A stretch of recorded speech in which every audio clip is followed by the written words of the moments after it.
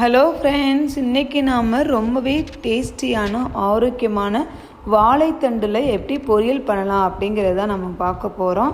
இதுக்கு நம்ம ஒரு வாழைத்தண்டில் ஹாஃப் வாழைத்தண்டு தான் இன்றைக்கி எடுத்திருக்கோம்.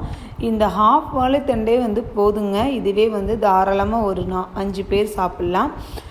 இப்போ தான் நம்ம வீடியோவை ஃபஸ்ட் டைம் பார்க்குறீங்க அப்படின்னா மறக்காமல் லைக் பண்ணுங்கள், ஷேர் பண்ணுங்கள், கமெண்ட் பண்ணுங்கள், சப்ஸ்கிரைப் பண்ணிடுங்க. நீங்கள் வாழைத்தண்டை வாங்கினீங்க அப்படின்னா முதல்ல வாஷ் பண்ணிட்டு இந்த மாதிரி கீறி விட்டீங்க அப்படின்னா அந்த மேலே உள்ள பட்டையெல்லாம் ஈஸியாக வந்துடுங்க. அதுக்கு சிரமப்படணும்னு தேவையில்லை. ஏன்னா உங்களுக்கு உள்ளே உள்ள பல்ப்பு மட்டும்தான் நம்மளுக்கு தேவை. அதனால தான் இந்த மேலே உள்ளதை இந்த மாதிரி ஈஸியாக எடுத்துடலாம். இதே மேலே இன்னும் கொஞ்சம் உங்களுக்கு வேணும் அப்படின்னா இதை எடுத்துட்டிங்க அப்படின்னா இந்த பாருங்கள், இந்த மாதிரி இருக்கும். உள்ளக்க ஸ்பாஞ்ச் மாதிரி இருக்கும். அதான் நம்மளுக்கு இந்த வாழைத்தண்டு. இப்போ இதை எடுத்தாச்சுங்க. எப்படி கட் பண்ணுறது அப்படின்னு பார்த்தீங்கன்னா இந்த மாதிரி தான் கட் பண்ணணும். அப்படின்னா தான் உங்களுக்கு அந்த அந்த இது நூல் ஈஸியாக வரும் உங்களுக்கு. இல்லை அப்படின்னா நீங்கள் நீல வாக்கில் கட் பண்ணால் உங்களுக்கு எடுக்கிறதுக்கு கஷ்டமாக இருக்கும். அதனால தான் இந்த மாதிரி ரவுண்டாக கட் பண்ணிங்க அப்படின்னா ஈஸியாகவும் நீங்கள் கட் பண்ணிடலாம். வாழைத்தண்டில் உள்ள அந்த நார் எதுவுமே இருக்காது. அதுக்காக நீங்கள் இந்த மாதிரி எல்லாத்தையும் கட் பண்ணிக்கோங்க. கட் பண்ணிவிட்டு இதை சின்ன சின்ன பீஸாக கட் பண்ணிக்கோங்க. ஏன்னா ரொம்ப சின்னதாக கட் பண்ணணும், பெருசாக கட் பண்ணாதீங்க. பெருசாக கட் பண்ணிங்கன்னா ஏன்னா நம்ம வாழைத்தண்டு ரொம்ப குறைவான நேரத்தில் வெந்துடும். அதிகமான நேரம் தேவைப்படாது. 5 நிமிஷமே அதிகம்தான். அதனால இந்த மாதிரி சின்ன பீஸாக கட் பண்ணோம் அப்படின்னா நம்மளுக்கு சூப்பராக ரெடி ஆயிரும். இப்போ நம்ம வாழைத்தண்டை இந்த மாதிரி குட்டி குட்டியாக கட் பண்ணி தண்ணியிலே போட்டுருங்க.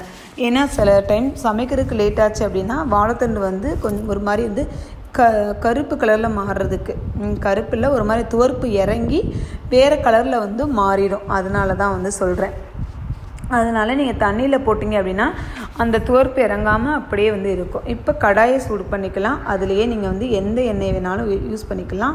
நான் இன்றைக்கி கடலை எண்ணெய் தான் யூஸ் பண்ணியிருக்கேன். அதுலேயே கொஞ்சம் கடுகுளுந்து போட்டுக்கலாம்.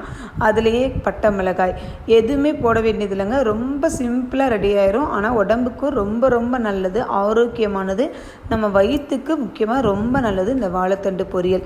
இப்போ நம்ம மிளகாய், பட்டை மிளகாய் போட்டு காஞ்ச மிளகாய் போட்டதுக்கு அப்புறமா இதிலே நம்ம நறுக்கி வச்ச வாழைத்தண்டை அப்படியே போட்டுடலாம். தண்ணி ஊற்றணுமா அப்படின்னு கேட்டிங்கன்னா ஒரு சொட்டு தண்ணி கூட நீங்கள் யூஸ் பண்ண வேண்டாம். நீங்கள் ஊற்றின எண்ணெயிலேயே அது ஈஸியாக வெந்துடும். உப்பு மட்டும் ஃபஸ்ட்டே போட்டுருங்க. வாழைத்தண்டு சீக்கிரமே வெந்துடும். 5 நிமிஷம் கூட அதிகம்தான். ஏன்னா நம்ம உப்பு உடனே ஆட் பண்ணிட்டோம் அப்படின்னா சீக்கிரமே வெந்துடுங்க. இப்போ இதை ஒரு கிளறி விட்டு கொஞ்சம் நேரம் வெயிட் பண்ணுங்கள்.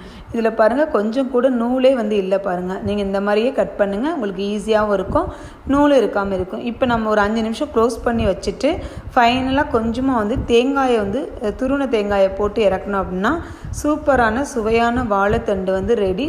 இது கூடயே கொஞ்சமாக கருவேப்பிலை போட்டுட்டு அப்படியே இறக்கிடலாங்க. அவ்வளோதாங்க. ரொம்ப சிம்பிளாகவும் இருக்கும், சாப்பிட்றதுக்கு டேஸ்டியாகவும் இருக்குங்க. வீடியோ பிடிச்சிருந்தது அப்படின்னா மறக்காமல் லைக் பண்ணுங்கள், ஷேர் பண்ணுங்கள், கமெண்ட் பண்ணுங்கள், சப்ஸ்கிரைப் பண்ணிடுங்க. உங்களுக்கு வாழைத்தண்டு பொரியல் சூப்பராக ரெடி ஆயிடும். இதே மாதிரி ஹெல்த்தியான வீடியோ நாளைக்கு பார்க்கலாம். இப்போ நாம் கருவேப்பிலையை போட்டாச்சுங்க. போட்டு இறக்கணும் அப்படின்னா சூப்பராக ரெடி. நீங்களும் இதே மாதிரி உங்கள் குழந்தைங்களுக்கு பண்ணி கொடுங்க. ஓகே, பாய்.